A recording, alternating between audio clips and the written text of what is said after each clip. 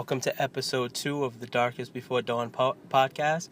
And today I have a legend with me. He's an actor, an author, and a filmmaker, the amazing Nicholas Vince. How are you doing today, sir? I'm doing very well, Andrew. Thank you for that lovely introduction. So I'm going to break the ice with a question you've probably been asked a million times, but how did you and Clive meet, and how was Chatterer created? I met Clive at a party and up in Crouch End, where I was at drama school. I had been at drama school.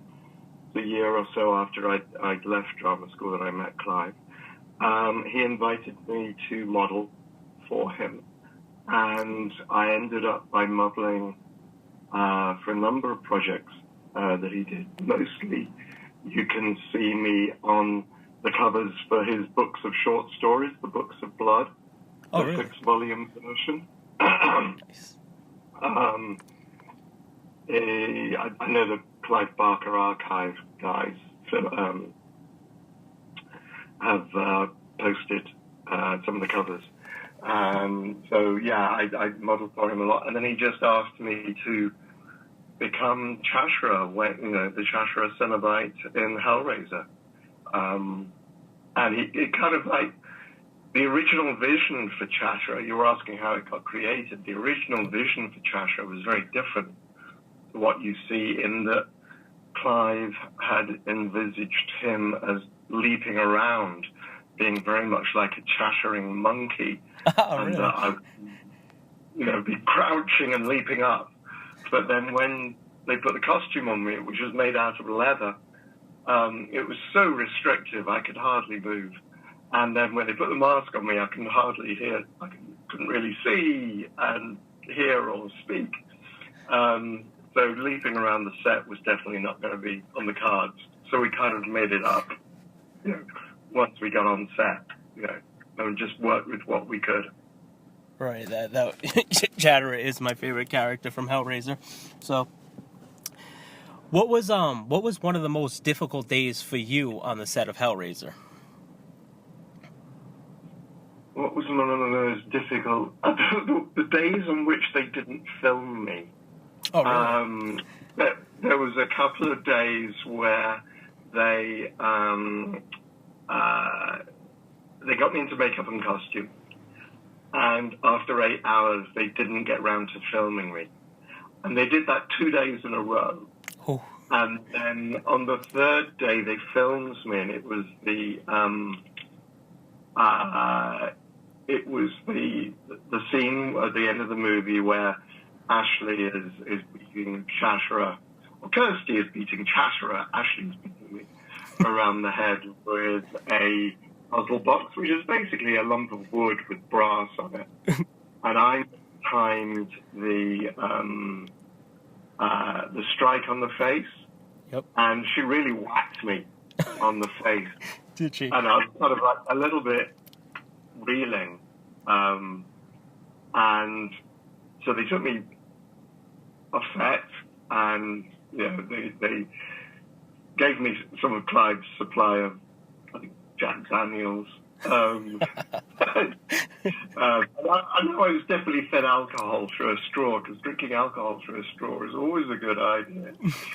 And then I kind of went blind. Did you? Or I thought I'd gone blind, because I literally could only see through a pinhole in the mask. Oh. And I'm getting really panicky at this point. And then I just remember Roy Puddishfoot, one of the makeup guys, saying, "Nick, it's okay, you haven't gone blind. There's been a power cut."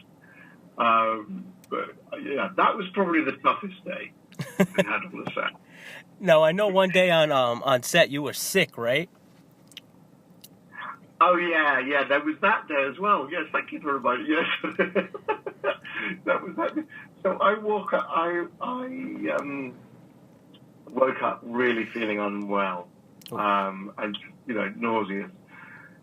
And obviously the concern is because the teeth that you see are plastic teeth that are attached to my teeth, like, dentures.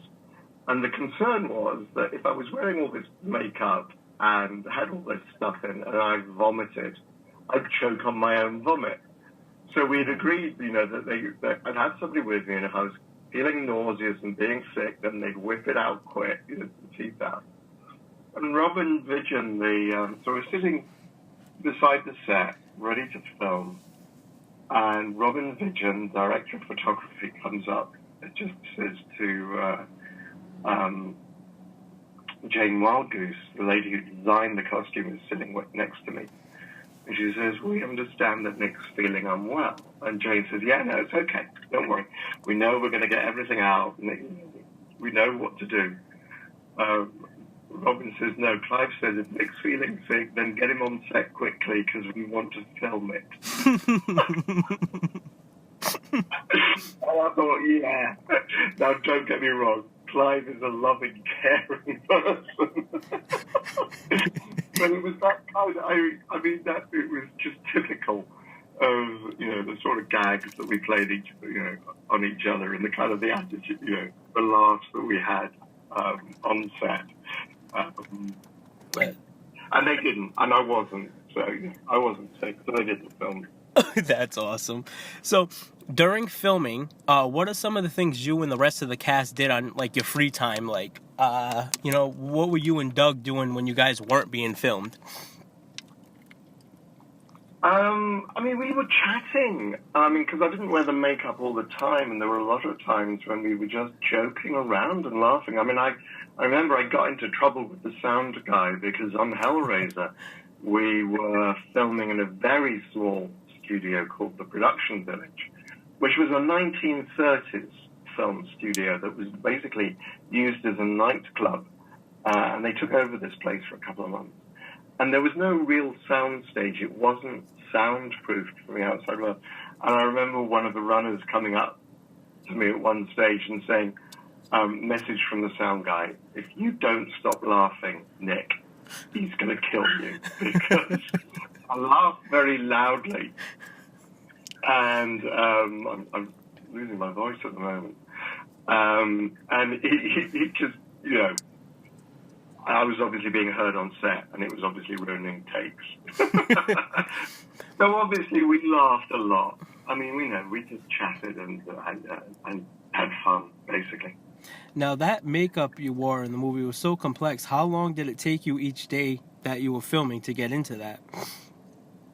Actually, it's a very simple makeup in comparison to both Simon Bamford, who plays Butterball, and my makeups were actually very straightforward because they weren't like Doug's or Grace on the first film, Barbie on the second film, who played the female Cenobite. Right.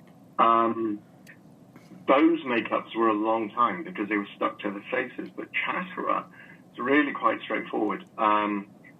Plastic teeth, which I've mentioned, attached to dentures with a thing called denture grip. Those went in first. Then a bald cap as well to cover my hair. I had a lot of hair in those days, a long time ago. And then, so they put the bald cap on, and then they put the teeth in. And then they put the mask on, which was slit up the back of the head. You can see the slit at the back in the first shot of Chatterer when he comes through the hospital wall. And then they cut up condoms, and then they use those to attach the plastic teeth to the inside of the mouth. Did they really? And this was all done to make sure so that when I chatted the teeth, the lips moved with them. So it didn't look as if I was just chattering the teeth inside the mask. And then I smeared that around as well. So, and I remember they used to the condoms for the mask. So my memories of this whole process is the smell of super glue and the taste of KY jelly. Oh, the magic. Oh, the glamour of filmmaking. So my last and final question, this is like a personal question for me. So the people that were lucky enough to meet you at conventions and stuff, they know when you sign autographs, you draw a little Chatterer character. Were you inspired by Vincent Price, or was that just something you just just do? Oh, now that's really interesting because I only recently got a Vincent Price signature, like within the last year, because I met Victoria Price Oh, nice. last year for the first time, and she's lovely. I'm a huge Vincent Price fan, but I've never seen his signature.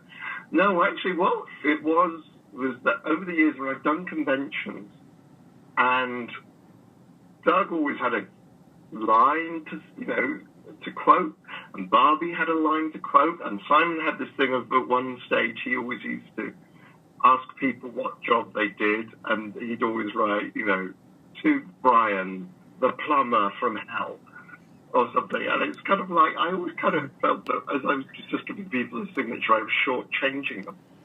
So I sat down one evening and just decided, I thought, surely I can draw this. Surely I can work this out. And I spent an evening working out how to draw a Jashra. And I've kind of just done it ever since.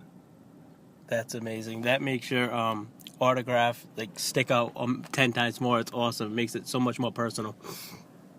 Well, thank you. Yeah, people really enjoy it. People really enjoy it. They think it's a little bit more. And it usually gives me a little, while I'm drawing it, it means I can also chat to people a little bit more as well. Find out a little bit more about them. So that's one of the reasons I like it as well. All right, that wraps up my interview. Thank you so much, Nick. That's my pleasure. Thank you for calling, Andrew. No problem. Bye. Okay.